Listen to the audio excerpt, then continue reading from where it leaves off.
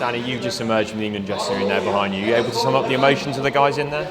Yeah, we're gutted. It's another game that we've lost by 3 points against one of the best teams in the world. All credit to them. I thought the way they executed their game plan and how they stuck at it at the end. The drop goal to take them out of reach. They're a really, really good team, a very hard team to play against. So, it's not the end of the world, but we'll take the positives, work on the negatives, and try and get better next week. What was being said on the pitch amongst the players at the end? Look, some frank and honest conversations going on. Yeah, we just said we've got to hold our heads high. We've got to be accountable for how we've played today. I thought at times we were brilliant. When the boys, when the forwards really took over in that second half. Them 2 tries, the energy in the ground just erupted. It was brilliant. But we need to do that for a full 80 minutes really. And we gave them a bit of a head start.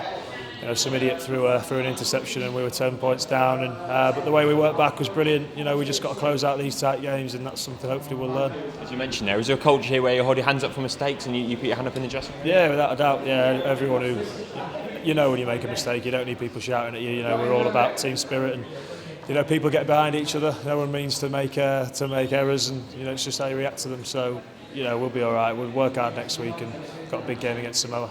What was being said at half time? What was being said at that point when you were still in the game? Yeah, it was just let's just get down there. Don't play in our half. Let's put the pressure on them.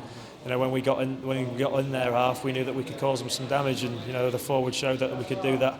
We had a couple of opportunities to maybe get another try, but our discipline let us down a bit, and we let them back in the game, and that's what they thrive on. People talk about momentum in games a lot. What were the key shifts you think in that second half?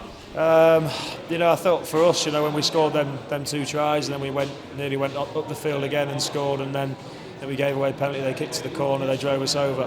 Just kind of deflated us a little bit, but that's what the best teams in the world do. They take the opportunities when they come, and that's what we're aiming to be. Where does the team go from here with 2 big games to come, of course, Samoa and Australia in the next couple of weeks? Yeah, 2 massive games still to come. All our focus will be on Samoa now. A night game which will be a bit different and something different to look forward to. We know how physical they'll be. They'll come here throwing the ball around, all guns blazing. So we know we're going to have to play very well to beat them. Obviously you're disappointed now, but 50 caps, you ran out there in front of the team. Will you look back on it in the future, think it's a special moment? Yeah, it was an unbelievable moment running out there at first. To see all the crowd cheering and stuff. I'm just gutted we didn't get the win to cap it off, but still, really proud of the achievement. Danny, thanks for your time.